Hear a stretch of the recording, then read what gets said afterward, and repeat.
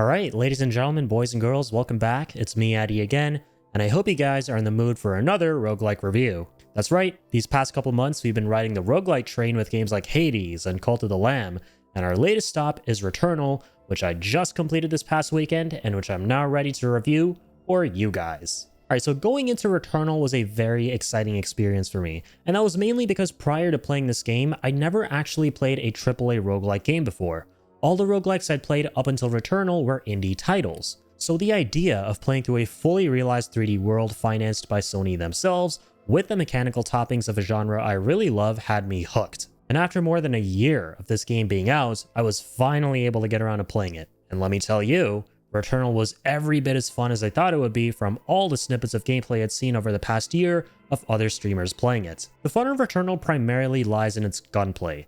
This is essentially a third-person bullet hell game where you'll be mowing down several waves of abominable alien creatures across a hostile planet set in the far reaches of deep space. And just like in any other roguelike game, once you die, you'll start back at square one, which in the context of this game is its very opening scene, where our main character crash lands onto the planet. So the premise here is very simple and reminded me a lot of the movie Edge of Tomorrow, in which the main character is stuck in a time loop and needs to find a way to break it whilst fighting eldritch horrors. And this very nicely serves as not only the narrative basis of the game, but also provides a lore-based explanation for Returnal's roguelike nature. The way in which the gameplay and the story seamlessly blend in this game is very impressive, and I have to say that this gave me a greater appreciation for the game's narrative from start to finish. And speaking of which, the narrative of this game is very cryptic. It's highly likely that by the end of this game, you'll be left with more questions than answers, but that's not necessarily a bad thing, considering how good of a job the game does to immerse you in its story. There's just so much mystery here. Why is there this time loop? Why does the main character Celine keep having all these eerie visions?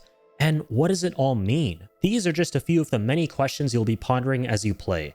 And slowly but surely, through some wonderful environmental storytelling, will you start to piece the puzzle together. Granted, there are times when things are just a little too cryptic to the point of pretentiousness, I feel, but ultimately, the fact that this game delivers a thoroughly compelling story that is very much open to interpretation is what matters most.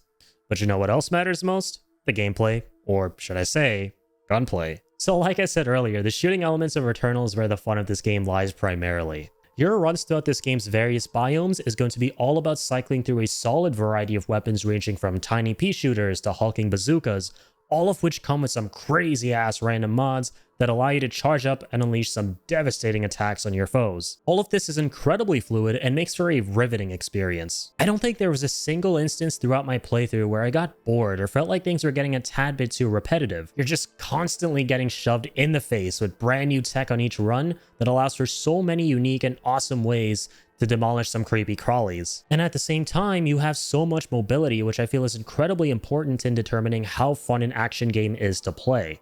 Throughout each combat scenario, you'll be jumping, gliding, grappling, and more while fighting your foes. And none of that feels too clunky here. The movement in this game is very smooth and easy to get used to, which I definitely appreciate. And it's also worth noting how the tiny boosts of the PS5's DualSense controller add a nice layer of icing to that cake, with things like the haptic feedback and also the adaptive triggers of the controller that enable you to shoot out different abilities depending on how much pressure you apply to the trigger. So yeah, the combat experience in general here was great. But here's where things might start to get a little weird though.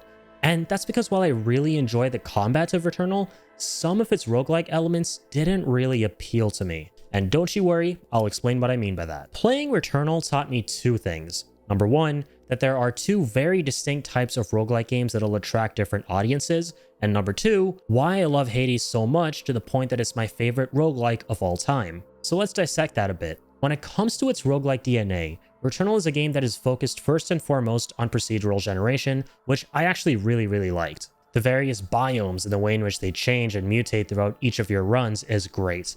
And the approach to level design is stellar as well, with how your progression through each biome differs from the last. And that's because not every biome follows the traditional chamber-based exploration of previous roguelikes, and some, for example, have you walking through large open areas followed by exploring the ruins of an ancient temple, and so on. The fact that this game spices up the way you progress as you play, and uses procedural generation to enhance that is done splendidly. But I feel like that's the extent of its prowess when it comes to the roguelike nature of the game. And that's because when it came to its perks, items, and permanent upgrades that you collect across each run, which is a staple element of the roguelike genre, Returnal fell a bit flat for me. Nothing you collect besides the gun in this game impacts your character too significantly. In fact, a majority of the items here felt like they were there to hurt me more than they were there to help me. And the reason for that is because all of your runs will involve you picking up parasites and malignant items, which do give you perks, but also some awful debuffs at the same time. Granted, there are purely good items you'll be collecting as you play as well, such as health pickups, currencies, and suit upgrades, but a lot of these felt few and far between as compared to the neutral items. Also, quick side note, something that really irked me is that health items are marked the same as malignant items on your minimap in this game, so you could be running from a huge ass enemy in this game towards a green health symbol on your minimap, only to then realize that it's a malignant chunk that gives you HP but also a debuff. This was so annoying. I really hope it gets patched. Yeah, all of this stuff with the neutral items made a lot of my runs become really predictable after a while, since I'd come up with a pretty consistent plan that would involve avoiding specific parasites in almost all malignant items, as well as seeking out specific upgrades and weapons. I just felt like this was taking away from any meaningful decision making, and that the game was always presenting me with options to which there was always an obvious choice. Now I can absolutely acknowledge that this might be someone's cup of tea, 100%. Not everyone wants to stop and think too much while playing a pretty fast-paced shooting game, and honestly, that was me at certain points too. The gunplay is just so exciting and well executed here, so it's indeed very tempting to want to burn through that part of the game without pause. So I can completely understand if none of what I just said here was an issue to you.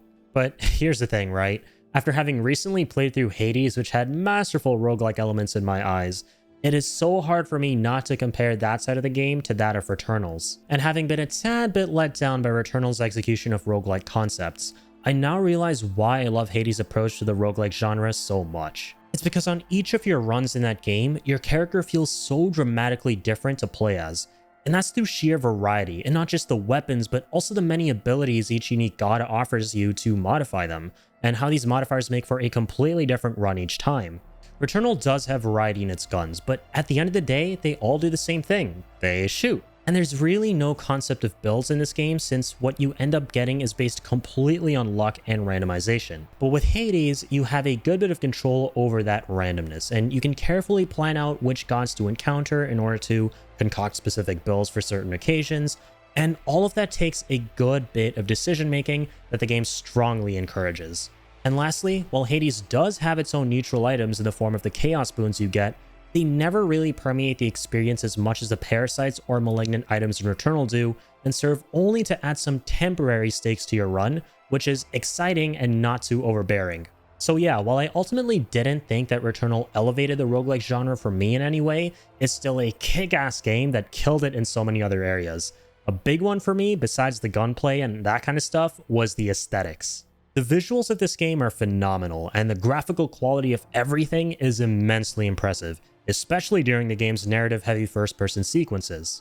But what really adds to that is the visual style of it all. Returnal has this really cool Giger-esque aesthetic to it, where everything you'll come across in this game has this trippy and stylishly disgusting biomechanical vibe to it, where I was sort of reminded of the Alien film series in the coolest way possible. And the nature of the environments, enemies, and more even had some dope Lovecraftian elements as well. The whole action-packed eldritch feel to this game was executed very well, and I'm more than happy with what I experienced here. Sadly, I don't think there was any memorable music in this game that really added to these encounters, and there was even one boss fight in this game that was completely devoid of any music at all. Like, this was oddly quiet at times. Hey, let's get it! First attempt! Ascension, let's go, new trophy.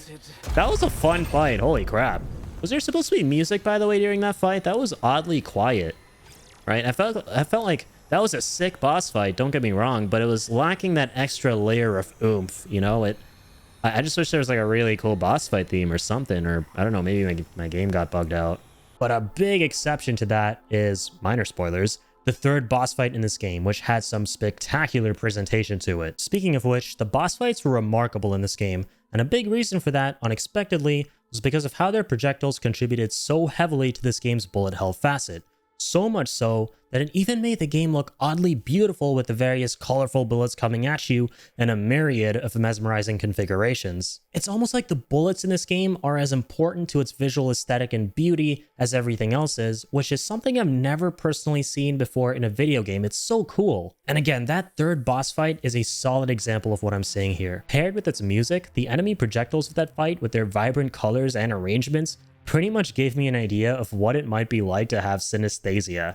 It's really that beautiful. And the mobility adds so much to all of this as well, since you won't just be facing off against the bosses themselves, but also the platforms and environmental hazards which you'll need to be wary of that add a whole additional layer of engagement to these fights. But yeah, everything enemy-wise with how they're designed, their variety, and their implementation is commendable in this game. And Returnal does have a bit of replayability to it as well. There's a good bit of side content to do and alternate endings to unlock, as well as a very fun co-op feature that allows you to play through the game with your friends, which I thought was very considerate of developer Housemarque Games. But my personal favorite side activity was the Tower of Sisyphus, an optional challenge area where you need to climb endless floors of a chaotic tower to the looming clouds above to see how far you can get and to try and rack up the highest score on the leaderboards. It surprised me with how much additional story and new gameplay content it offered too. And funnily, this actually ended up being my favorite quote-unquote biome of the game. So yeah guys, Returnal ended up being a solid game for me. And even though some of its roguelike elements didn't quite hit the spot for me personally, the game was every bit as fun as I was hoping it would be nonetheless. The combat in my opinion is the most important thing here, and it's great. And the storytelling is superb, and the aesthetics of the game make it an experience to remember. I'm giving Returnal a very nice 8 out of 10. Definitely give this one a look-see, you guys, and make sure you keep your eyes and ears open if you do, because this game's story is definitely going to trip your noggin out. And again, thank you so much as always for watching my review video, you guys. If you enjoyed it, please be sure to make my day and hit that subscribe button below, and follow me over on twitch.tv/irritableindian. As always, until the next one, folks, keep on keeping on.